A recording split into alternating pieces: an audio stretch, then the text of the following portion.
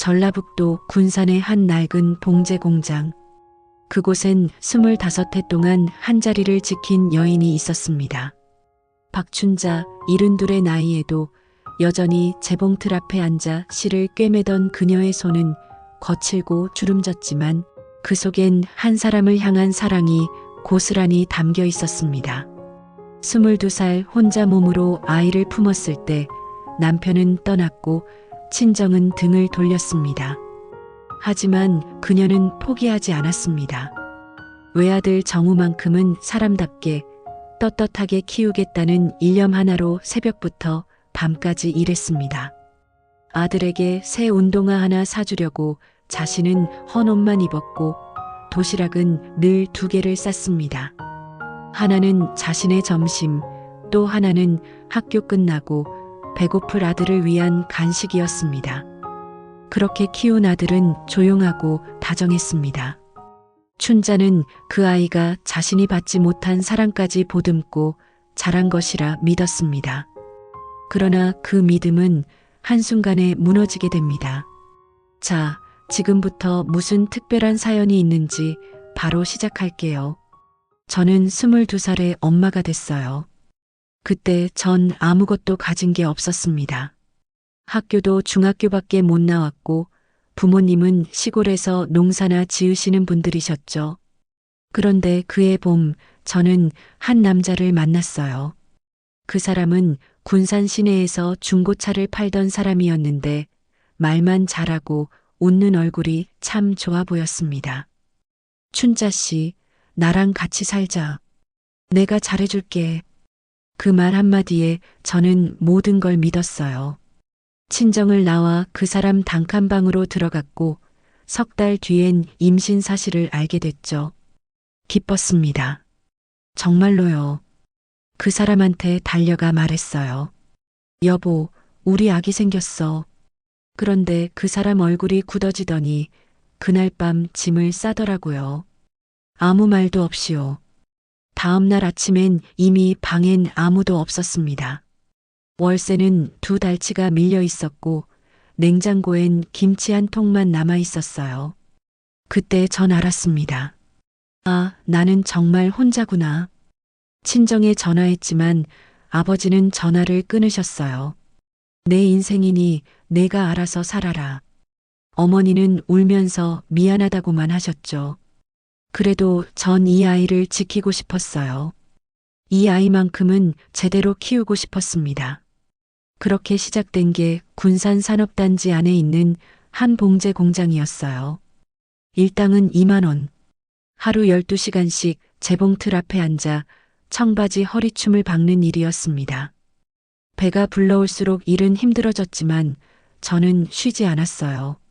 아들 정우는 그해 겨울에 태어났습니다. 혼자 낳았죠. 산부인과 침대에서 소리 지르며 낳았어요. 애 아빠는 없었고 옆에 있던 건 간호사 한 명뿐이었습니다. 그런데 그 아이가 처음 울었을 때 전 눈물이 났어요. 내가 엄마 아들이구나. 엄마가 잘 키울게. 그 약속을 지키기 위해 저는 25해 동안 같은 자리에서 재봉틀을 돌렸습니다. 새벽 5시에 일어나 밥을 짓고 도시락 2개를 쌌어요. 하나는 제 점심, 하나는 정우 간식용이었죠. 아이가 학교에서 돌아오면 배고플까 봐요. 정우는 자라면서 말이 별로 없는 아이였어요. 조용하고 얌전했습니다. 학교에서 사고 치는 법도 없었고 성적도 중간은 했죠. 엄마, 나 학원 안 가도 돼. 엄마 힘들잖아. 그렇게 말하는 아들이 기특하고 예뻤습니다. 다른 집 아이들은 학원비 달라고 새 옷 사달라고 난리인데 우리 정우는 그런 거 한 번도 요구하지 않았어요. 고등학교 들어갈 때도 그랬습니다. 엄마, 나 공업고 갈래. 거기 가면 취직도 빠르고 엄마 일찍 쉬게 해드릴 수 있잖아. 그 말에 전 울었어요. 이 아이가 얼마나 착한지, 얼마나 엄마 생각을 하는지. 하지만 어느 순간부터였을까요? 정우의 눈빛이 조금씩 달라지기 시작했습니다. 고등학교 2학년쯤 됐을 때였어요. 제가 샤워하고 나오면 정우가 문 앞에 서 있는 경우가 있었어요. 엄마, 뭐 필요한 거 없어? 그냥 물어보는 건데 왜인지 시선이 불편했습니다. 수건만 두른 제 모습을 훑어보는 것 같았어요. 그래도 전 그냥 넘겼죠. 애가 크니까 그럴 수도 있지. 엄마 걱정하는 거겠지. 그런데 어느 날 밤이었어요. TV를 보고 있는데 정우가 뒤에서 제 어깨를 주물러 주더라고요. 엄마, 어깨 많이 아프지? 내가 풀어줄게. 그 손길이 점점 아래로 내려왔어요. 어깨에서 등으로, 등에서 허리로. 전 몸을 움찔했지만 아무 말도 못했습니다. 그냥 그래, 고맙다 하고 웃었어요. 내가 예민한 건가? 아들이 엄마한테 효도하는 건데. 하지만 그날 밤 잠이 안 왔습니다. 가슴 한쪽이 무거웠어요. 뭔가 이상하다는 느낌. 그런데 그걸 어떻게 말로 표현해야 할지 몰랐죠. 25해 동안 저는 엄마라는 이름으로만 살았습니다. 여자로 살아본 적이 없었어요. 누군가 제 어깨를 안아주거나 제 머리를 쓰다듬어준 기억도 없었죠. 오직 정우만 키우며 살았습니다. 그런데 그 정우가 제가 모든 걸 바쳐 키운 그 아이가 저를 이상하게 보고 있다는 걸 느꼈을 때 저는 정말 혼란스러웠어요. 아니야. 내가 잘못 본 거야. 그렇게 스스로를 다독이며 저는 다시 재봉틀 앞에 앉았습니다. 바늘이 천을 뚫고 지나가는 소리가 규칙적으로 들렸어요. 따다닥, 따다닥. 그 소리가 제 심장 소리 같았습니다. 정우가 고등학교 3학년이 됐을 때였어요. 그때 저는 60대 중반이었습니다. 몸은 예전 같지 않았지만 그래도 재봉틀 앞에 앉아 일할 수는 있었죠. 정우는 공업고등학교에서 기계를 배우고 있었고 방과 후엔 아르바이트도 했어요. 엄마, 나 편의점에서 일하기로 했어. 용돈 좀 벌어야지. 기특했습니다. 정말로요. 다른 집 아이들은 부모한테 손 벌리기 바쁜데 우리 정우는 스스로 돈을 벌겠다고 하니까요. 그런데 그 무렵부터였어요. 정우의 행동이 조금씩 달라지기 시작한 게 어느 토요일 오후였습니다. 저는 공장 일을 마치고 집에 와서 샤워를 했어요. 여름이라 땀을 많이 흘렸거든요. 샤워를 끝내고 방문을 열었는데 정우가 복도에 서 있었어요. 정우야. 언제 왔어? 방금요. 엄마 샤워하는 소리 들렸어? 그렇게 말하면서 정우는 제 몸을 위에서 아래로 천천히 훑어봤습니다. 저는 수건으로 몸을 가리고 있었지만 그 시선이 느껴졌어요. 뭔가 다른 시선이었습니다. 엄마, 수건 젖었네. 제가 새 거 가져다 드릴게요. 아니야, 괜찮아. 엄마가 할게. 저는 얼른 방으로 들어갔어요. 문을 닫고 나서 가슴이 두근거렸습니다. 이상했어요. 아들이 엄마를 봤을 뿐인데 왜 이렇게 불편한지. 내가 예민한 거야. 나이 들어서 그런가 봐. 며칠 뒤엔 또 다른 일이 있었어요.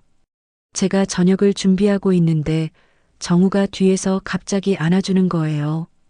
엄마 고생 많으시죠? 그래. 괜찮아. 그런데 그 포옹이 너무 길었습니다. 보통 안아주고 금방 놓잖아요. 근데 정우는 한참 동안 저를 안고 있었어요. 그리고 제 머리 냄새를 맡는 것 같았습니다. 엄마, 샴푸 냄새 좋다. 그래. 엄마가 오랫동안 썼던 건데, 아니요, 진짜 좋아요. 엄마 냄새. 그렇게 말하면서도 정우는 저를 놓지 않았어요. 제가 먼저 몸을 빼냈죠. 엄마 요리 다 타겠다. 비켜줘. 네, 엄마. 정우는 웃으면서 물러났지만 그 눈빛이 자꾸 신경 쓰였습니다. 뭔가 다른 감정이 섞여 있는 것 같았어요. 그날 밤 저는 잠을 제대로 못 잤어요. 계속 생각이 났습니다. 내가 이상하게 받아들이는 걸까? 아들이 엄마한테 애정 표현하는 건데. 하지만 가슴 한쪽이 불편했어요. 일주일쯤 지났을 때였습니다. 저는 거실에서 TV를 보고 있었는데 정우가 옆에 바짝 붙어 앉더라고요. 평소엔 소파 반대편에 앉았거든요. 엄마, 오늘 드라마 뭐해요? 응, 그냥 주말극 보는 중이야. 저도 같이 봐도 돼요? 그래 봐. 그런데 정우가 제 어깨에 머리를 기댔어요. 어릴 때처럼요. 하지만 지금은 다 큰 남자아이잖아요. 키도 저보다 크고 몸도 훨씬 큰데. 엄마, 피곤하시죠? 제가 안마 해드릴게요. 아니야, 괜찮. 제 말이 끝나기도 전에 정우는 제 어깨를 주무르기 시작했어요. 처음엔 그냥 어깨였는데 손이 점점 아래로 내려갔습니다. 목에서 어깨, 어깨에서 등 쪽으로. 정우야, 됐어. 엄마 괜찮아. 조금만요. 엄마 여기 뭉쳤어요.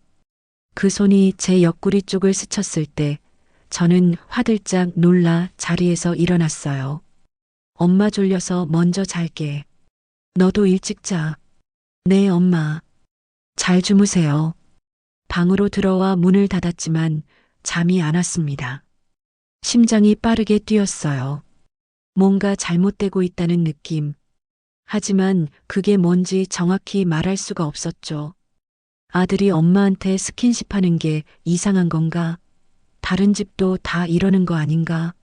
저는 스스로를 의심하기 시작했어요.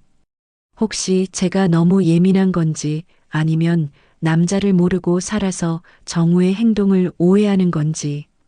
그런데 결정적인 날이 왔습니다. 어느 여름밤이었어요.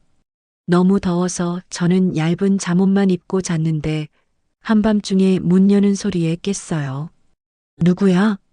엄마, 저예요. 정우. 캄캄한 방 안으로 정우가 들어왔습니다. 저는 얼른 이불을 끌어당겼어요. 왜? 무슨 일이야? 엄마. 악몽 꿨어요. 무서워서 잠이 안 와요. 악몽? 무슨? 엄마가 어디 가시는 꿈이요. 저 혼자 남겨지는. 정우의 목소리가 떨렸어요. 진짜 무서웠던 것 같았습니다. 아이고, 그래. 엄마 여기 있어.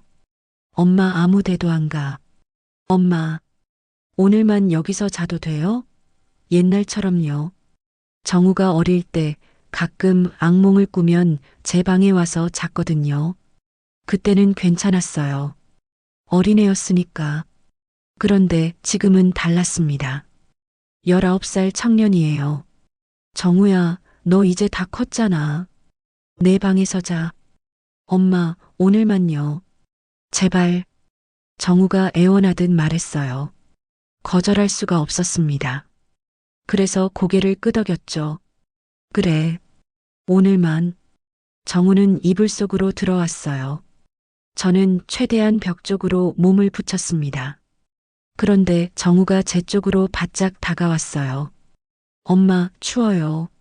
정우는 제 등 뒤에서 팔을 둘러 안았습니다. 꼭 껴안듯이요. 저는 온몸이 굳었어요. 숨도 제대로 못 쉬겠더라고요. 이건 아니야. 이건 아니잖아. 하지만 입 밖으로 말이 나오지 않았어요. 그냥 눈을 감고 가만히 있었습니다. 정우의 숨소리가 제 목덜미에 닿았어요. 규칙적이고 깊은 숨소리였습니다. 그 밤을 어떻게 보냈는지 기억이 잘 안 나요. 저는 한숨도 못 자고 천장만 바라봤습니다. 새벽이 되어서야 정우가 제 팔을 놓았고 저는 그제야 움직일 수 있었어요. 아침에 일어났을 때 정우는 이미 학교 갔고 저는 공장으로 출근했습니다. 재봉 틀 앞에 앉았지만 손이 떨려서 바늘질을 제대로 못했어요. 대체 뭐가 잘못된 걸까? 내가 이상한 걸까? 정우가 이상한 걸까? 답을 찾을 수 없었습니다. 그저 가슴속 불안감만 커져갔죠. 그리고 그 불안은 곧 현실이 될 거라는 걸 그때는 몰랐습니다. 그해 가을이었어요. 새벽 5시, 저는 평소처럼 일어나 공장으로 향했습니다. 몸이 좀 무거운 것 같았지만 그냥 피곤한 거려니 했죠. 60대 중반이면 다들 이렇게 사는 거라고 생각했어요. 공장에 도착해서 재봉틀 앞에 앉았습니다. 청바지 허리춤을 박는 작업이었어요. 따다닥, 따다닥. 익숙한 소리가 울려 퍼졌죠. 그런데 오전 9시쯤이었을까요? 갑자기 왼쪽 손에 힘이 안 들어가는 거예요. 이게 뭐지? 실을 잡으려는데 손가락이 말을 안 들었습니다. 그리고 머리가 지끈지끈 아프기 시작했어요. 눈앞이 흐릿해지면서 세상이 기울어지는 것 같았죠. 춘자 씨, 춘자 씨. 옆자리 언니가 소리치는 게 들렸어요. 저는 바닥으로 쓰러졌습니다. 그 뒤로는 기억이 잘 안 나요. 눈을 떴을 때 천장이 하얗게 보였습니다. 어디지? 여긴 병원이었어요. 어머님, 정신 드세요? 저 보이세요? 의사 선생님이 제 눈에 불빛을 비추고 있었어요. 저는 입을 열려고 했는데 말이 제대로 안 나왔습니다. 으, 으, 천천히 하세요. 놀라지 마시고요. 의사 선생님이 차분하게 말했어요. 그때 옆에서 정우의 목소리가 들렸습니다. 엄마, 엄마 괜찮으세요? 정우가 달려와 제 손을 잡았어요. 그런데 이상했습니다. 정우가 제 오른손을 잡고 있는데 왼손은 아무 감각이 없었어요. 의사 선생님이 정우를 복도로 데리고 나가더니 한참 뒤에 다시 들어왔습니다. 정우의 얼굴이 창백했어요. 엄마, 선생님이 그러시는데. 정우의 목소리가 떨렸습니다. 뇌경색이래요. 왼쪽이 마비됐대요. 그 말을 듣는 순간 머리가 하얘졌어요. 마비? 내가? 의사 선생님이 다시 설명해 줬습니다. 왼쪽 팔과 다리에 마비가 왔습니다. 재활 치료를 받으시면 어느 정도 회복이 가능하지만 완전히 예전처럼 되긴 어려우실 거예요. 그럼 제가 어떻게? 당분간은 누군가의 도움이 필요합니다. 요양병원이나 요양원을 알아보시는 게 좋을 것 같고요. 아니면 전문 간병인을. 그때 정우가 말했어요. 아니요, 선생님. 제가 모실게요. 제가 직접 엄마를 돌볼게요. 하지만 환자분을 돌보는 게 쉬운 일이 아닙니다. 씻기고 옷 갈아입히고 화장실 가는 것도 다 도와드려야 하는데. 할 수 있어요. 제가 할게요. 엄마를 어디 보낼 순 없어요. 정우의 목소리가 단호했어요. 저는 그 말을 듣고 눈물이 났습니다.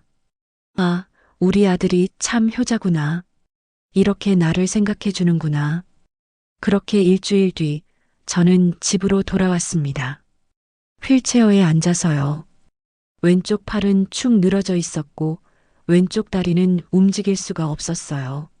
정우가 저를 안아 침대에 눕혔습니다. 엄마, 걱정 마세요. 제가 잘 돌봐드릴게요. 정우는 정말 열심히 했어요. 아침마다 일찍 일어나 밥을 해주고 제 약을 챙겨주고 회사에 갔다가 퇴근하면 바로 집으로 왔습니다. 처음 며칠은 괜찮았어요. 정우가 식사를 떠먹여주고 물을 먹여주고 이불을 덮어주는 모습이 고마웠죠. 그런데 사흘째 되는 날이었습니다. 정우가 말했어요. 엄마, 오늘은 씻겨드려야겠어요. 병원에서 청결이 중요하다고 했잖아요. 아니야, 정우야. 엄마가 어떻게든 할게. 엄마, 혼자 못하시잖아요. 제가 도와드릴게요. 정우는 큰 대야에 따뜻한 물을 받아왔어요. 그리고 수건을 적셔서 제 얼굴부터 닦기 시작했습니다. 얼굴은 괜찮았어요. 목도 괜찮았죠. 그런데 정우가 제 잠옷 단추를 풀기 시작했어요. 정우야, 이건 엄마 깨끗하게 씻겨드려야죠. 의사 선생님도 그러셨잖아요. 정우의 손이 제 윗옷을 벗겼습니다. 저는 오른손으로 가슴을 가렸지만 한 손으로는 역부족이었어요. 엄마, 손 치우세요. 제대로 못 닦잖아요. 아니야, 정우야. 엄마가, 엄마. 정우의 목소리가 약간 날카로워졌어요. 저는 그 목소리에 움찔했습니다. 할 수 없이 손을 치웠죠. 정우는 수건으로 제 몸을 닦았어요. 가슴도 배도 다 닦았습니다. 그 손길이 필요 이상으로 천천히 움직이는 것 같았어요. 엄마 피부가 생각보다 부드럽네요. 많이 불편하시죠? 조금만 참으세요. 정우의 손이 제 아랫배 쪽으로 내려갔습니다. 저는 온몸이 굳었어요. 이건 아니잖아요. 이건 아닌데. 정우야, 됐어. 이제 됐어. 아니요, 엄마. 아래도 닦아야죠. 안 그러면 피부병 생겨요. 안 돼. 제가 소리쳤어요. 오른손으로 정우의 팔을 밀쳤습니다. 정우는 놀란 표정으로 저를 봤어요. 엄마, 왜 그러세요? 저 그냥 씻겨드리는 건데. 엄마가 알아서 할게. 너는 나가 있어. 혼자 어떻게 하시게요? 왼손도 못 쓰시잖아요. 그래도 이건 아니야.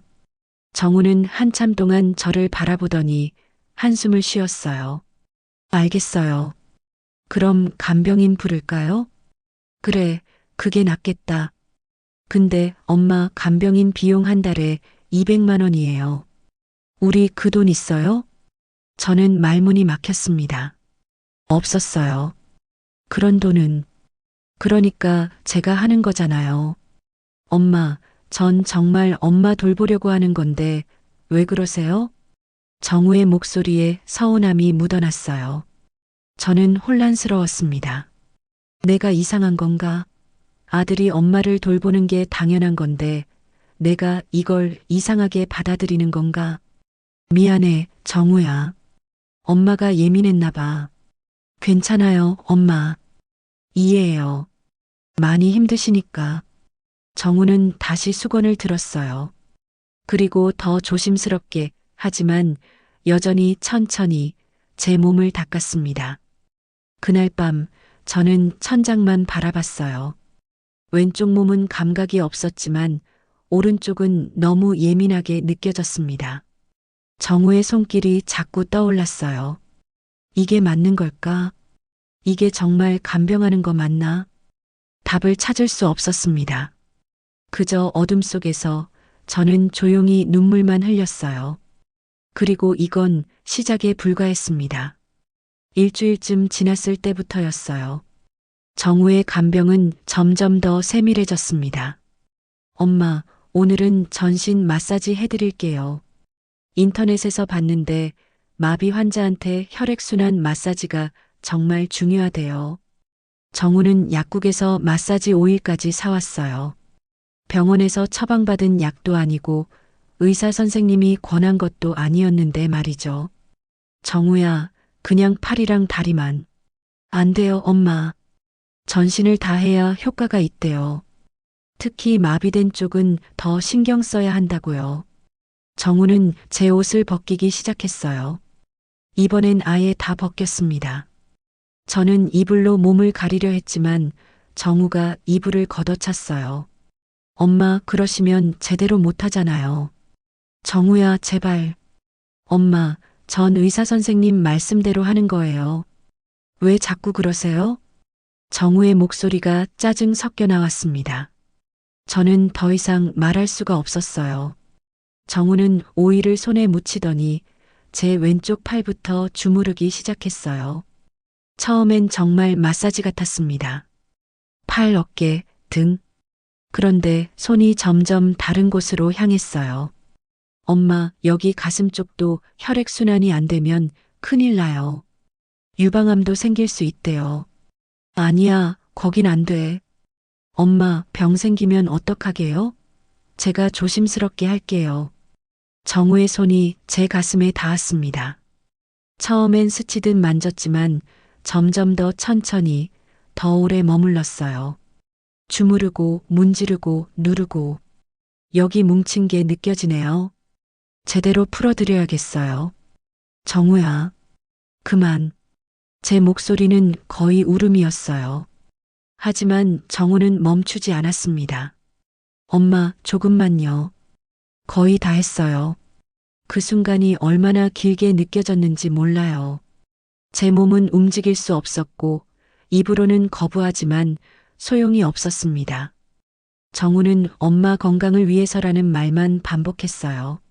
마사지가 끝나고 나서 저는 혼자 남았을 때 울었습니다. 소리 내지 않고 조용히요. 눈물이 베개를 적셨어요. 이게 치료가 맞나? 이게 간병이 맞나? 하지만 제 자신에게도 확신이 없었습니다. 혹시 정말로 치료 방법일 수도 있잖아요? 제가 몰라서 이상하게 느끼는 건 아닐까? 며칠 뒤엔 더 심해졌어요. 엄마, 오늘은 하체 마사지 할 차례예요. 다리 혈액순환이 제일 중요하거든요. 정우는 제 하의를 벗겼습니다. 이번엔 속옷까지요. 정우야, 안 돼. 이건 정말 안 돼. 엄마, 왜 자꾸 그러세요? 전 엄마 치료하는 건데. 정우가 소리를 질렀어요. 처음으로 화를 낸 거였습니다. 저는 깜짝 놀라 입을 다물었죠. 미안해요, 엄마. 제가 너무 큰 소리 냈죠? 근데 엄마가 자꾸 거부하시니까. 전 정말 엄마 위해서 하는 건데.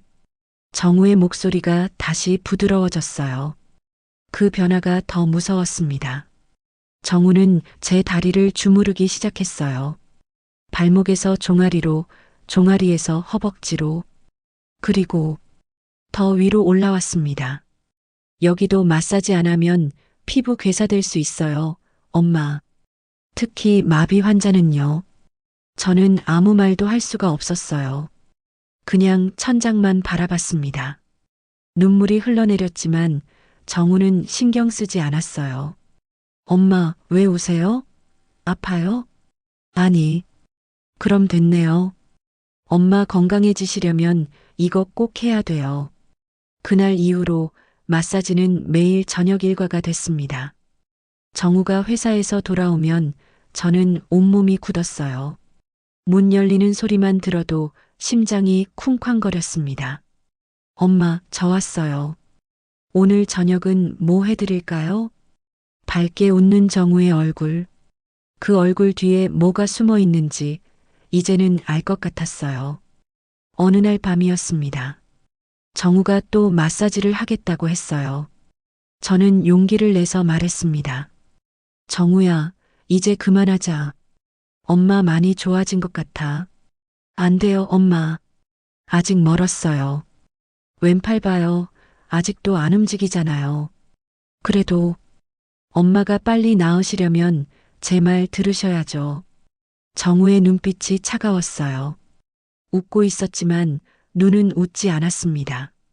그날 밤 마사지는 유난히 길었어요. 정우의 손이 제 몸 구석구석을 더듬었습니다. 여기도, 여기도, 여기도 하면서요. 엄마 피부 정말 부드럽네요. 나이에 비해 젊으신 것 같아요. 엄마, 제가 이렇게 매일 돌봐드리는 거 고맙죠? 그래. 그럼 가만히 계셔야죠. 엄마 위해서 하는 건데. 저는 그날 밤 제가 사람이 아니라는 느낌을 받았어요. 그냥 물건 같았습니다. 정우가 마음대로 만지고 주무르고 움직이는 물건. 마사지가 끝나고 정우가 나간 뒤 저는 스스로가 너무 더러워 보였어요. 씻고 싶었지만 혼자서는 할 수 없었죠. 왼쪽 몸은 여전히 움직이지 않았으니까요. 내가 이렇게 무기력한 사람이었나? 22살에 혼자 아이를 낳고 25해 동안 재봉틀 앞에서 버틴 그 춘자는 어디로 간 걸까요? 지금 이 침대에 누워 아무것도 할 수 없는 이 사람이 정말 나인가? 거울을 보고 싶었어요. 내가 어떤 얼굴을 하고 있는지 확인하고 싶었습니다. 하지만 방 안에 거울은 없었어요. 정우가 언제 치웠는지 모르겠지만 어느 순간부터 거울이 사라졌더라고요. 그날 밤 저는 오랜만에 꿈을 꿨어요. 꿈속에서 저는 젊었고 두 다리로 걷고 있었습니다. 봉제 공장을 나와 어디론가 걸어가고 있었어요. 정우는 없었고 아무도 없었습니다.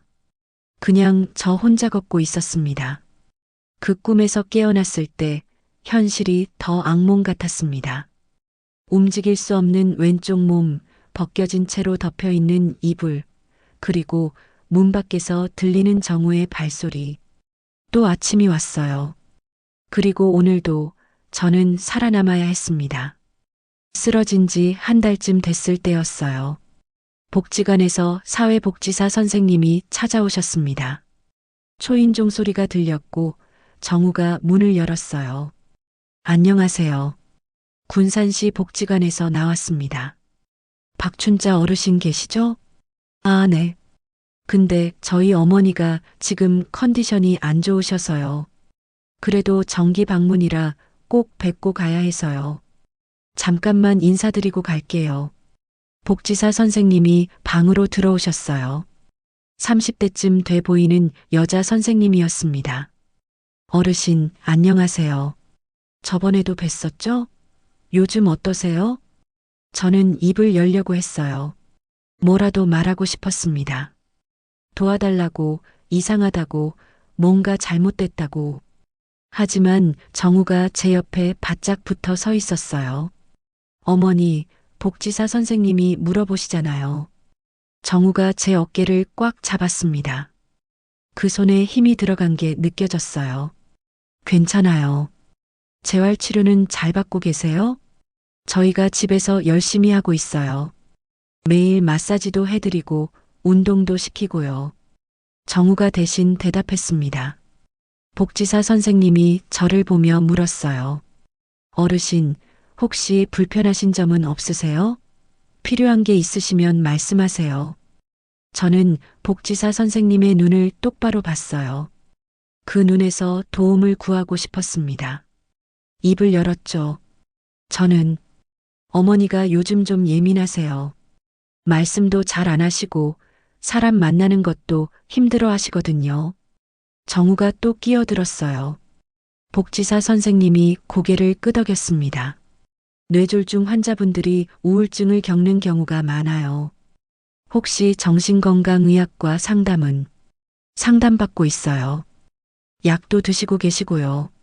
선생님, 저희 어머니 정말 예민하셔서 오래 계시면 나중에 힘들어 하세요. 아, 그러시구나. 그럼 다음에 다시 올게요. 어르신, 편히 쉬세요. 복지사 선생님이 나가셨어요. 저는 그분의 뒷모습을 바라봤습니다. 돌아와 주세요. 제발 다시 와주세요. 마음속으로 소리쳤지만 입 밖으로는 나오지 않았어요. 문이 닫히자 정우가 저를 보며 말했습니다. 엄마, 괜한 말 하려고 하셨죠? 복지사한테 뭐라고 하려고? 아니야. 엄마, 전 엄마 위해서 이렇게 고생하고 있는데 저한테 이러시면 안 되죠. 정우의 목소리가 낮게 깔렸어요. 저는 몸을 움츠렸습니다. 미안해. 괜찮아요. 근데 엄마 앞으로는 복지사 선생님 안 오시게 할게요. 엄마 스트레스 받으시니까요. 그 다음 주부터 복지사 선생님은 오시지 않았어요. 그리고 며칠 뒤였습니다. 교회에서 권사님이 찾아오셨어요. 저는 10년 넘게 그 교회를 다녔거든요. 권사님은 제 사정을 듣고 직접 찾아오신 거였죠. 춘자야, 내가 왔다. 괜찮니? 문 밖에서 권사님 목소리가 들렸어요. 반가웠습니다. 누군가 절 찾아와 주다니. 하지만 정우가 문을 막았어요. 죄송합니다, 권사님. 저희 어머니가 지금 주무시고 계세요. 그래. 근데 목소리가 들렸는데. 잠깐만 얼굴이라도 보고 갈게. 정말 안 돼요. 의사 선생님이 절대 안정이 필요하다고 하셔서 면회를 제안하고 있거든요. 어머, 그래. 그럼 내가 다음에 다시. 권사님, 당분간은 방문 자제해 주시면 감사하겠습니다. 어머니 회복에 집중하고 싶어서요. 알았어. 춘자한테 내가 다녀갔다고 꼭 전해줘. 권사님이 돌아가셨어요. 저는 방 안에서 권사님, 저 깨어 있어요. 라고 외치고 싶었지만 목소리가 나오지 않았어요. 그날 이후로 교회 사람들도 오지 않았습니다. 옆집 김씨 아주머니도 마찬가지였어요. 얇은 벽 하나를 사이에 두고 20년을 살았던 이웃이었죠. 아주머니가 문 두드리는 소리가 들렸어요. 춘자 씨, 나야. 김순이. 괜찮아? 아, 아주머니. 저희 어머니 지금 상태가 안 좋아서 사람 못 만나요. 에이, 나 옆집 사는데 뭐. 잠깐만 봐도 안 돼? 아주머니, 정말 죄송한데요. 어머니가 사람만 보면 불안해하세요. 저도 어쩔 수가 없어요. 그래, 알았어. 나중에 괜찮아지면 얘기해. 아주머니 발소리가 멀어졌어요. 저는 벽을 향해 손을 뻗었습니다. 오른손으로요. 벽을 긁고 싶었어요. 소리라도 내고 싶었죠. 하지만 정우가 제 손을 잡았습니다. 엄마, 왜 그러세요? 아주머니 다갔어요. 나 사람 만나고 싶어. 엄마, 사람 만나면 엄마가 힘들어 하잖아요. 제가 다 엄마 위해서 하는 거예요. 정우는 그렇게 말하고는 제 휴대전화를 가져갔어요. 엄마, 이것도 제가 보관할게요.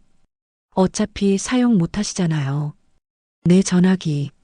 나중에 나으시면 드릴게요. 지금은 제가 관리하는 게 나아요.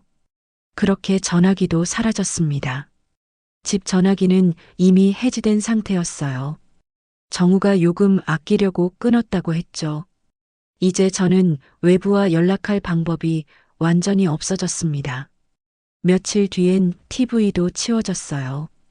엄마, TV 보시면 눈 나빠지고 머리도 아프시잖아요. 안 보시는 게 나아요. 나 TV라도 봐야. 책 읽으세요. 여기 성경책 두고 갈게요. 하지만 저는 왼손을 못 쓰니까 책장도 제대로 넘기지 못했어요. 오른손 하나로는 역부족이었죠. 결국 제가 할 수 있는 건 아무것도 없었습니다. 그냥 천장만 보고 누워 있는 것. 정우가 밥을 줄 때 먹고 화장실 가고 싶으면 정우를 부르고 씻을 때도 정우한테 의지하고 완전히 정우에게 종속된 삶이었어요. 어느 날 제 눈에서 눈물이 흘렀어요. 이유도 없이 그냥 눈물이 계속 나왔습니다. 마치 수도꼭지에서 물이 새듯이요. 정우가 들어와서 물었어요. 엄마, 왜 우세요? 모르겠어. 그냥 눈물이 나. 엄마, 우울증 약 드셔야겠어요. 제가 처방받아 올게요. 그날부터 하얀 알약을 하나 더 먹게 됐어요. 그 약을 먹으면 머리가 멍해졌습니다. 생각이 잘 안 났어요. 그냥 흐릿했죠. 어느 날 밤 문득 정신이 들었어요. 약 기운이 좀 빠진 것 같았습니다. 저는 방 안을 둘러봤어요. 창문은 커튼이 쳐져 있었습니다. 언제부터 쳐진 건지 모르겠지만 햇빛도 잘 안 들어왔습니다. 거울도 없었고 시계도 없었어요. TV도 전화기도 라디오도 없었죠. 방 안엔 저 혼자였습니다. 침대와 옷장, 그리고 저. 그게 전부였습니다. 그제야 깨달았어요. 아, 나는 지금 감옥에 갇혀 있구나. 벽으로 된 감옥이 아니라 보이지 않는 감옥이었습니다. 정우가 만든 감옥. 아무도 들어오지 못하고 저도 나갈 수 없는 곳. 그리고 저는 그 안에서 천천히 죽어가고 있었어요. 무서웠습니다. 정말로요. 이렇게 살다가 언젠가 죽는 거겠죠. 아무도 모르게요. 복지사도 안 오고 교회 사람들도 안 오고 이웃도 안 오니까 제가 여기서 죽어도 아무도 모를 거예요. 정우만 알겠죠. 그리고 정우는 아마 슬퍼하지 않을 것 같았어요. 그날 밤 저는 처음으로 명확하게 생각했습니다. 나는 여기서 나가야 해. 어떻게든 나가야 해. 하지만 어떻게? 움직이지도 못하는 몸으로 전화도 없고 사람도 만나지 못하는데 저는 오른손을 들어 제 얼굴을 만져봤어요. 뺨이 푹 꺼져 있었습니다. 체중이 많이 빠진 것 같았어요. 머리카락은 엉망이었죠. 나는 지금 어떤 모습일까? 거울이 보고 싶었어요. 내가 어떻게 변했는지 확인하고 싶었습니다. 하지만 거울은 없었죠. 문 밖에서 정우의 발소리가 들렸어요. 저는 재빨리 눈을 감았습니다. 자는 척했죠. 정우가 문을 열고 들어왔어요. 한참 동안 저를 지켜보더니 천천히 나갔습니다. 문이 닫히고 저는 눈을 떴어요. 어둠 속에서 저는 조용히 다짐했습니다. 살아야 해. 어떻게든 살아남아야 해. 그게 제가 할 수 있는 유일한 저항이었어요. 여름이 왔어요. 장마철이었습니다. 빗소리가 창문을 두드렸지만 커튼이 쳐져 있어서 밖이 보이지 않았어요. 정우는 요즘 들어 더 자주 술을 마시고 들어왔습니다. 회사에서 스트레스가 많다고 했어요. 그리고 술을 마신 날엔 더 이상했죠. 그날도 그랬어요. 밤 11시쯤 현관문 열리는 소리가 들렸습니다. 비틀거리는 발소리가 복도를 지나 제 방으로 왔어요. 문이 벌컥 열렸어요. 정우가 서 있었습니다. 얼굴이 빨개져 있었고 술 냄새가 진동했죠. 엄마 깨어 계세요? 정우야, 술 마셨구나. 얼른 씻고 자거라. 엄마. 정우가 침대 옆으로 왔어요. 그리고 그냥 침대에 주저앉았습니다. 엄마, 저 오늘 회사에서 혼났어요. 왜? 무슨 일인데? 실수했대요. 제가 뭘 잘못했는지도 모르겠어요. 다들 저한테만 뭐라 그래요. 정우의 목소리가 떨렸어요. 울먹이는 것 같았습니다. 괜찮아. 다 그러면서 배우는 거야. 엄마. 엄마는 저 사랑하시죠? 당연하지. 넌 엄마 아들이잖아. 정말요? 진짜 사랑하세요? 정우가 갑자기 제 손을 잡았어요. 오른손을요. 너무 세게 잡아서 아팠습니다. 정우야, 아파. 손 좀 놔줘. 엄마, 전 엄마밖에 없어요. 아무도 없어요. 아빠도 없고 친구도 없고 엄마만 있어요. 그래, 알아. 엄마가 여기 있잖아. 엄마. 정우가 제 손에 얼굴을 묻었어요. 그리고 제 손등에 입을 맞췄습니다. 정우야, 뭐 하는 거야? 그만해. 엄마, 저 힘들어요. 너무 힘들어요. 정우가 울기 시작했어요. 어깨가 들썩거렸죠. 저는 당황했습니다. 정우가 우는 걸 본 게 언제였던가요? 초등학교 때 이후로 처음이었어요. 정우야, 괜찮아. 다 잘 될 거야. 엄마가 있어서 다행이에요. 엄마가 없었으면 전 어떻게 살았을까? 정우가 고개를 들었어요. 눈이 충혈돼 있었습니다. 그런데 그 눈빛이 이상했어요. 뭔가 다른 감정이 섞여 있었죠. 엄마, 전 엄마를 정말 사랑해요. 나도 너 사랑해, 정우야. 아니, 그게 아니라. 정우가 갑자기 침대 위로 올라왔어요. 제 위에 올라탔습니다. 정우야, 뭐 하는 거야? 엄마, 이건 사랑이에요. 진짜 사랑. 정우의 손이 제 옷을 잡아당겼어요. 저는 오른손으로 밀어냈지만 힘이 달렸습니다. 정우야, 안 돼. 이러면 안 돼. 왜요? 전 엄마를 사랑하는데. 엄마도 날 사랑한다고 했잖아요. 이건 사랑이 아니야. 이건 정우가 제 입을 막으려 했어요. 저는 고개를 돌렸습니다. 정우의 손이 제 목을 짓눌렀어요. 엄마, 조용히 해요. 시끄러워요. 숨이 막혔어요. 눈앞이 하얘졌습니다. 이대로 죽는 건가? 이렇게 끝나는 건가? 아니야. 아니야. 저는 남은 힘을 전부 끌어모았어요. 가슴 깊은 곳에서부터 올라오는 소리를 내질렀습니다. 살려주세요. 사람 살려요. 목소리가 갈라졌어요. 하지만 멈추지 않았습니다. 도와주세요. 제발. 누구 없어요? 정우가 제 입을 막으려 했지만 저는 물어뜯었어요. 정우가 손을 떼는 순간 다시 소리쳤습니다. 사람 살려요. 순희 씨, 순희 씨, 도와주세요. 제 소리 안 들리세요? 벽을 두드리고 싶었지만 왼손은 안 움직였고 오른손은 정우를 밀고 있었어요. 그래서 온몸을 비틀어 침대 머리를 벽에 부딪혔습니다. 쿵, 쿵, 쿵. 엄마, 조용히 하라고. 정우가 제 뺨을 때렸어요. 온몸이 떨렸습니다. 정우가 절 때린 건 처음이었습니다. 하지만 저는 멈추지 않았어요. 살려주세요. 사람 살려요.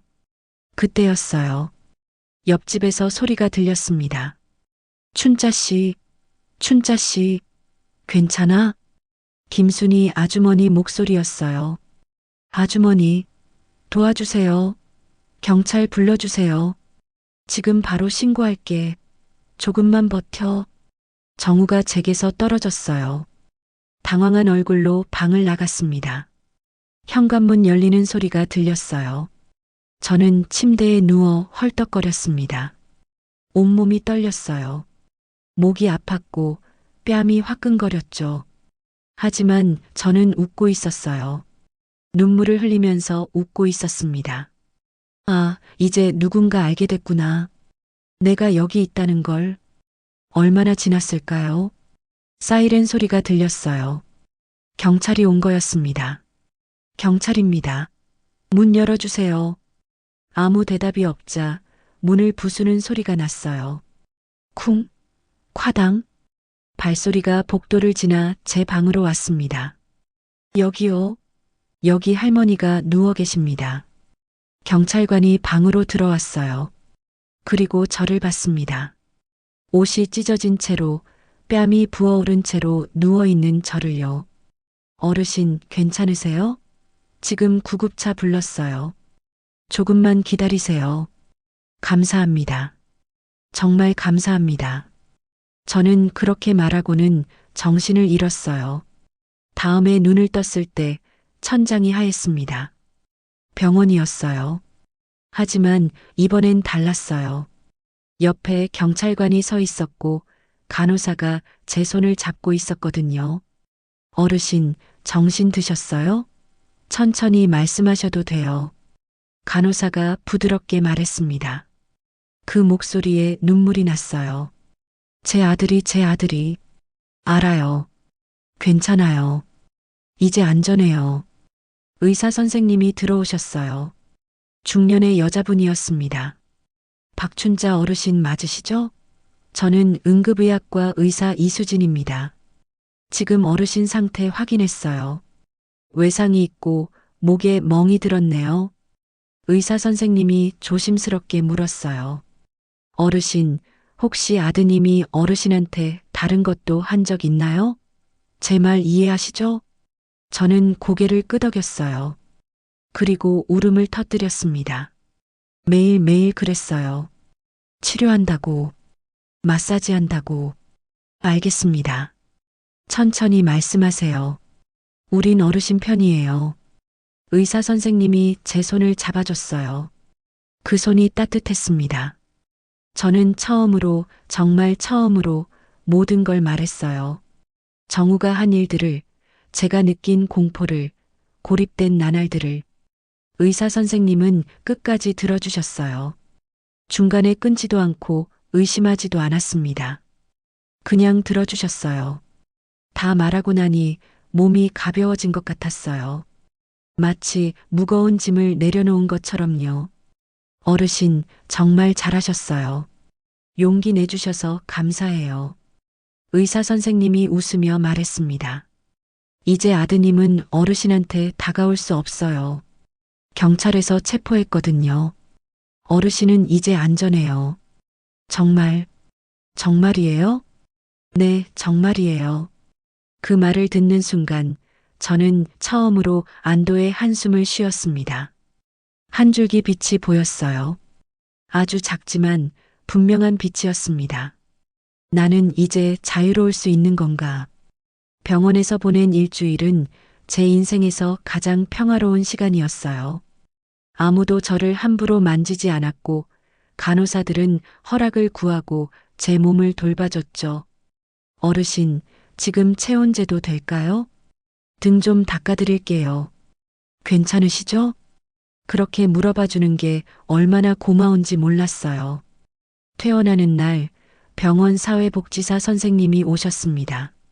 어르신, 퇴원 후 거처가 정해지셨어요? 집에 갈 수가 없죠. 그곳엔 정후 흔적이 다 남아있을 테니까요. 요양원도 알아봤는데 어르신 연세에 비해 건강하신 편이라 장기 요양 등급이 안 나올 것 같아요. 막막했어요. 갈 곳이 없다니. 그때 병원으로 한 통의 전화가 왔습니다.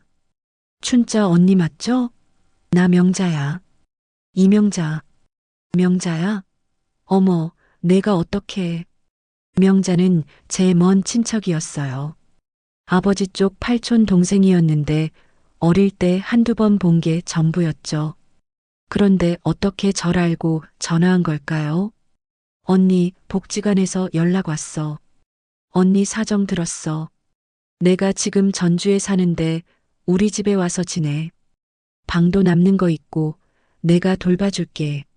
명자야, 미안해. 패 끼치는 거 아니야? 무슨 소리야?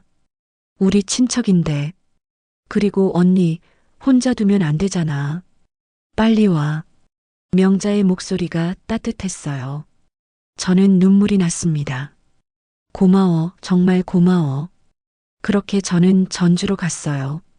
명자는 55살로 남편과 사별하고 혼자 살고 있었습니다. 작은 한옥집이었는데 마당에 꽃이 많이 피어 있었어요. 언니, 여기가 언니 방이야. 작지만 따뜻해. 방문을 열자 햇살이 가득 들어오는 작은 방이 보였어요. 창문이 컸고 커튼이 없었죠. 오랜만에 보는 햇빛이었습니다.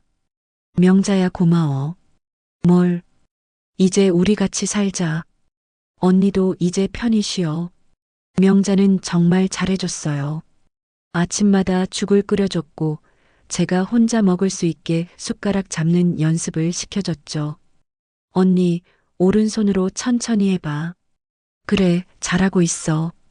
처음엔 숟가락을 계속 떨어뜨렸어요. 왼손은 못 쓰니까 오른손만으로 밥을 먹는 게 어려웠죠. 하지만 명자는 재촉하지 않았습니다. 일주일쯤 지났을 때 명자가 말했어요. 언니, 내일 복지관에 같이 가자. 거기 물리치료 선생님 있어.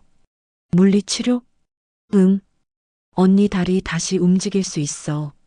열심히 하면 걸을 수도 있대. 복지관에는 20대 후반쯤 돼 보이는 젊은 선생님이 계셨어요. 안녕하세요, 어르신. 저는 물리치료사 정민우입니다.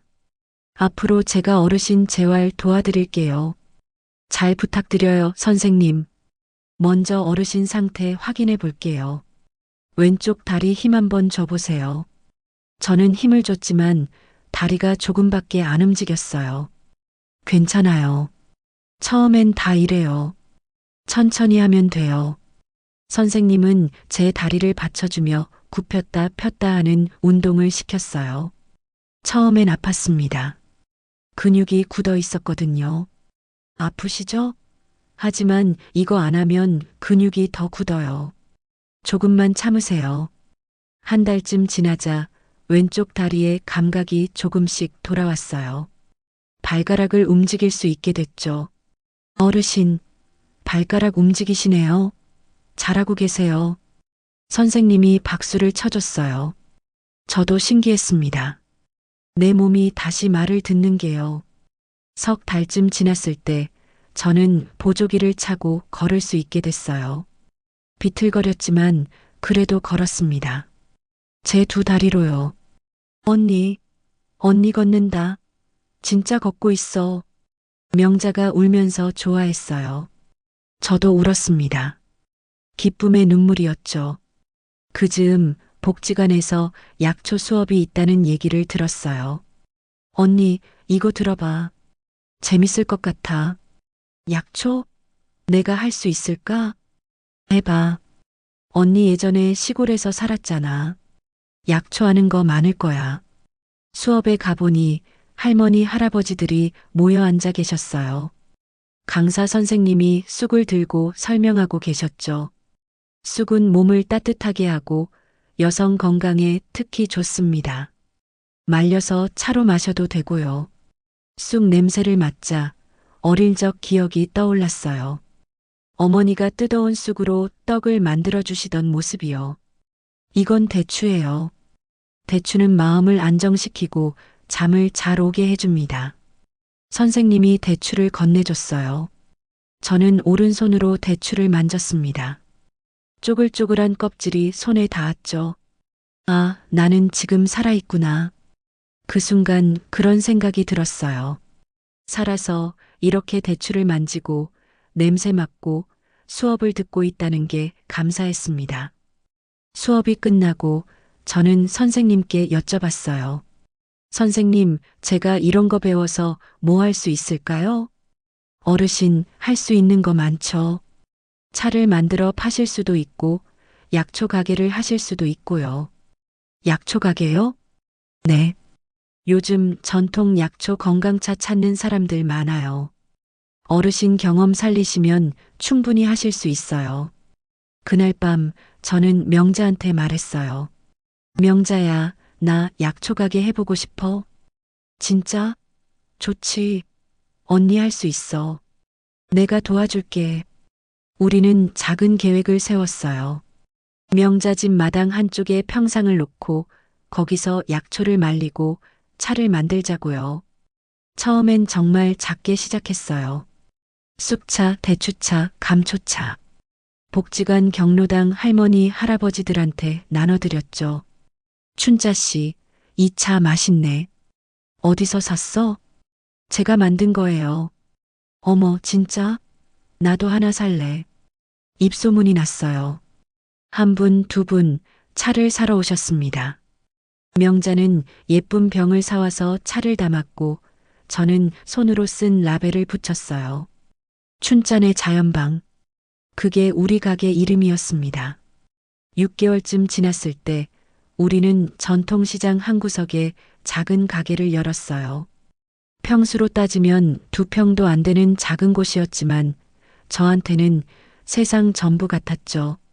가게를 열던 날 저는 간판을 올려다 봤어요. 춘짠의 자연방이라고 써 있었습니다. 언니 축하해. 언니가 해냈어. 명자가 제 어깨를 안아줬어요. 저는 울었습니다. 이번엔 행복한 눈물이었어요. 가게를 하면서 저는 사람들을 만났어요. 할머니들이 오셔서 무릎이 아프다고 하시면 약초를 추천해드렸고, 젊은 분들이 오셔서 불면증이 있다고 하시면 대추차를 권해드렸죠. 할머니, 이거 먹으니까 진짜 잠이 잘 와요. 고마워요. 그런 말을 들을 때마다 가슴이 따뜻해졌어요. 아, 나는 누군가에게 도움이 되는 사람이구나. 어느 가을날이었어요. 단골 손님 중에 정수라는 할아버지가 계셨는데 그분이 호박을 한 박스 들고 오셨어요. 춘자 씨, 우리 밭에서 난 거예요. 갖다 드세요. 어머, 고마워요. 춘자 씨 약초차 먹고 혈압이 좋아졌어요. 감사해서요. 정수 할아버지는 부인을 3년 전에 여의셨다고 했어요. 혼자 사신다고 했죠. 그분은 자주 가게에 들렀고 이런저런 이야기를 나눴습니다. 춘자 씨도 혼자시죠? 네, 뭐. 그렇죠. 우린 비슷하네요. 그렇게 우리는 친구가 됐어요. 나이 든 친구였죠. 어느 날 정수 할아버지가 물었어요. 춘자 씨, 같이 저녁 먹을래요? 제가 된장찌개 잘 끓여요. 네, 좋아요. 그날 저녁 저는 오랜만에 누군가와 함께 밥을 먹었어요. 부담 없이 편하게요. 정수 할아버지는 정말 된장찌개를 잘 끓였습니다. 맛있어요. 다행이네요. 또 해드릴게요. 그렇게 우리는 가끔 함께 식사하게 됐어요. 시장 같이 가기도 하고 산책도 했죠. 저는 여전히 보조기를 차고 있었지만 정수 할아버지는 천천히 걸어줬습니다. 천천히 가요, 춘자 씨. 우린 바쁠 것도 없잖아요. 그 말이 참 좋았어요. 2년이 흘렀어요. 저는 74이 됐고 춘자네 자연방은 제법 알려진 가게가 됐습니다. 이제는 왼손도 조금씩 움직일 수 있게 됐어요. 완벽하진 않지만 물건을 잡을 수는 있었죠. 어느 날 거울을 봤어요. 오랜만에 제대로 본 제 얼굴이었습니다. 주름이 더 깊어졌고 머리엔 흰머리가 많았어요. 하지만 눈빛은 달랐습니다. 예전처럼 공포에 떨지 않았어요. 나는 이제 나로 살고 있구나. 그제야 깨달았습니다. 저는 70 넘어서야 비로소 제 인생을 살기 시작한 거예요. 그렇게 10년이 흘렀습니다. 저는 이제 81세가 됐어요. 춘자네 자연방은 전주 전통시장에서 제법 알려진 가게가 됐죠. 단골 손님들이 많았고 명자는 제 옆에서 여전히 저를 도와줬습니다. 정수 할아버지와 저는 뭐라고 해야 할까요? 연인이라기보단 서로를 의지하는 동반자 같은 사이가 됐어요. 가끔 함께 저녁을 먹고 주말엔 근처 공원을 산책했죠. 보조기는 이제 안 차도 됐지만 정수 할아버지는 여전히 제 팔을 잡아줬습니다. 춘자 씨, 오늘 날씨 좋네요. 그러게요. 하늘이 참 예뻐요. 평범한 대화들이었지만 그게 좋았어요.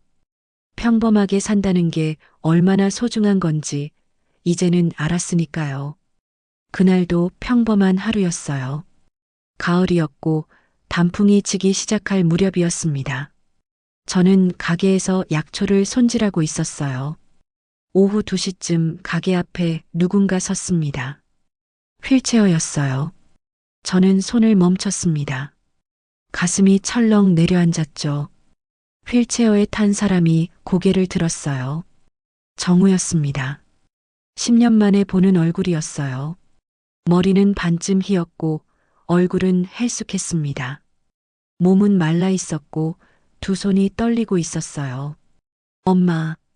그 목소리를 듣는 순간 온몸이 굳었어요. 숨이 막혔습니다. 하지만 저는 도망가지 않았어요. 그냥 그 자리에 서서 정우를 바라봤습니다. 왜 여기 왔니? 제 목소리는 평온했어요. 떨리지 않았죠. 10년 전에 저였다면 울고 떨었을 겁니다. 하지만 지금은 달랐어요. 엄마, 나 많이 아파. 병원에서 나왔어. 그래서? 엄마, 나 혼자 못 살아. 도와줘. 정우의 목소리가 떨렸어요. 눈물이 흘러내렸죠. 엄마, 나 정말 잘못했어. 미안해. 제발 나 좀 살려줘. 예전 같았으면 흔들렸을 거예요. 아들이 울면서 용서를 구하는데 어떻게 외면하겠어요. 하지만 저는 이제 알았습니다. 이건 진짜 사과가 아니라는 거요. 정우야. 저는 조용히 말했어요. 너는 지금 미안해서 온 게 아니야. 내가 힘들어서 온 거지. 엄마. 너는 내가 너한테 한 일이 미안한 게 아니라 내가 지금 혼자라는 게 무서운 거야. 정우는 고개를 떨구었어요. 엄마, 나 정말 아무도 없어. 친구도 없고 가족도 없고 엄마밖에 없어. 나한텐 내가 없어. 제 목소리는 여전히 침착했습니다. 너는 10년 전에 나를 죽였어. 내 몸을 함부로 만지고 나를 가두고 나를 물건처럼 대했잖아. 엄마 나 정말 미쳤었어. 정신이 없었어. 이제는 달라졌어. 제발. 정우야. 저는 정우를 똑바로 봤어요. 나는 그날 너에게서 죽었어. 그리고 10년 동안 나는 나로 다시 태어났어. 엄마, 나는 이제 내 삶을 살아. 내가 아니라 나를 위해서. 이해하니? 정우는 울고 있었어요. 하지만 저는 더 이상 그 눈물에 흔들리지 않았습니다. 엄마, 그럼 난 어떡해? 난 정말 아무도 없는데. 그건 내가 선택한 거야. 너는 나를 선택했을 때 나를 잃을 각오를 했어야 했어. 엄마, 제발 마지막으로 한 번만. 정우야. 저는 손을 들었어요. 정우를 향해서가 아니라 그냥 앞으로요. 이제 가. 다시는 나한테 오지 마. 엄마. 정우가 소리쳤어요. 하지만 저는 고개를 돌렸습니다. 가게 안으로 들어갔죠. 등 뒤에서 정우의 울음소리가 들렸어요. 그 소리를 들으며 저는 가게 문을 닫았습니다. 창문 너머로 정우가 휠체어를 돌려 떠나는 모습이 보였어요. 천천히 힘겹게요. 저는 그 뒷모습을 보다가 의자에 앉았습니다. 그리고 울었어요. 소리 내지 않고 조용히 눈물을 흘렸습니다. 하지만 이번엔 달랐어요. 슬픔의 눈물이 아니었어요. 후회의 눈물도 아니었죠. 해방의 눈물이었습니다. 나는 이제 정말로 자유로워졌구나. 10년 전 제가 병원에서 깨어났을 때부터 시작된 긴 여정이 이제 끝난 거예요. 정우라는 무게를, 모성이라는 족쇄를 저는 드디어 내려놓았습니다. 한참을 울고 나서 저는 얼굴을 닦았어요. 거울을 봤습니다. 80 넘은 할머니의 얼굴이 보였어요. 주름투성이고 흰머리 투성이인 얼굴이었죠. 하지만 그 눈빛은 살아있었어요. 공포에 떨지 않고 누군가를 두려워하지 않는 눈빛이었습니다. 잘했어, 춘자야. 정말 잘했어. 저는 제 자신에게 말했어요. 가게 문을 다시 열었습니다. 밖에는 가을 햇살이 따스하게 내리쬐고 있었어요. 정수 할아버지가 길 건너에서 손을 흔들었습니다. 춘자 씨, 오늘 저녁 뭐 먹을래요? 된장찌개 어때요? 좋아요. 제가 끓일게요. 저는 웃었어요. 진심으로요. 그날 저녁 정수 할아버지와 함께 밥을 먹으면서 저는 생각했습니다. 인생은 언제 시작해도 늦지 않구나. 저는 50에 쓰러졌고 60에 지옥을 경험했고 70에 다시 일어섰어요. 그리고 80에 진짜 제 인생을 찾았죠. 춘자 씨, 무슨 생각해요? 아니, 그냥 좋다는 생각이요. 뭐가요? 이렇게 살아있다는 게요. 정수 할아버지가 웃었어요. 맞아요. 우리 살아있어서 좋아요. 그날 밤 집으로 돌아와 침대에 누웠습니다. 천장을 봤어요. 10년 전 그 방에서 매일 밤 천장을 보며 울었던 기억이 났습니다. 움직일 수 없는 몸으로 공포에 떨며 살았던 날들이요. 하지만 지금은 달랐어요. 지금 제가 누워있는 이 침대는 제가 선택한 침대고, 이 방은 제가 선택한 방이고, 이 삶은 제가 선택한 삶이었습니다. 나는 이제 내 주인이야. 혼잣말을 했어요. 그 말이 가슴속 깊이 울렸습니다. 창밖으로 달빛이 들어왔어요. 은은하고 부드러운 빛이었죠. 저는 그 빛을 보며 천천히 눈을 감았습니다. 내일도 해가 뜰 거예요. 그리고 저는 다시 일어나 춘자네 자연방에 갈 거예요. 약초를 손질하고 손님들을 맞이하고 정수 할아버지와 저녁을 먹을 거예요. 평범한 하루를요. 하지만 그 평범함이 얼마나 소중한지 이제는 알아요. 저는 72에 다시 태어났습니다. 그리고 80일에 완전한 자유를 얻었어요. 이제 남은 인생은 오직 저를 위한 시간입니다. 더 이상 누군가의 엄마가 아니라 그냥 박춘자로 사는 거예요. 그것만으로도 충분했습니다. 정말입니다. 구독과 좋아요 부탁드립니다. 저에게 큰 힘이 됩니다.